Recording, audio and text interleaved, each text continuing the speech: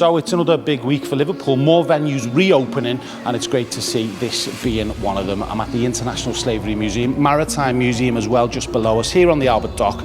Dr. Richard Benjamin, head of the museum. For anyone that doesn't know, the name gives it away. What is the International Slavery Museum and why is it here in Liverpool? Yeah, so we opened in 2007. The Transatlantic Slavery Gallery was actually in the basement of the Merseyside Maritime Museum, so that's the building we're in now. You know, Liverpool was at the epicentre of the transatlantic slave trade, so we cover transatlantic and chattel slavery, but we also cover contemporary issues as well, and that's why we have a really large profile.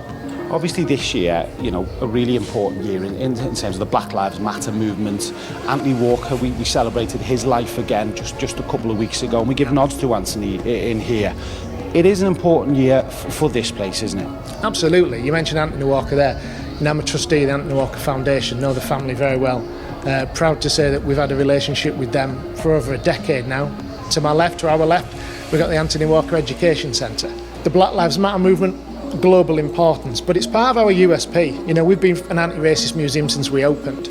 So in many respects, we've not had to react to it. We've had to just make people realise, look, there is a museum here, already doing that work, already fighting hate crime. It's funny because obviously, the death of George Floyd, we were putting lots of content out on the Guide Liverpool, and I was emailing you guys to check that content was right to put out, and it's been an education for so many people.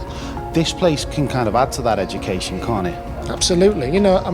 People in Liverpool should be proud that this place exists. Proud of all the museums. We're a National Museums of Liverpool. It's a large family of museums. But when you look at the subject matters that it covers, we're a social justice museum. That's what the Slavery Museum is all about. That's what is in our DNA. It's to fight hate crime, to fight racism, discrimination, fight the legacies of slavery. But we also talk about contemporary issues such as contemporary forms of enslavement as well. So we're very relevant. We have to be. Give me one thing that stands out for you. One thing that kind of means something most to you here at the museum. My family's from Guyana. My dad's was born in British Guyana. He's Guyanese.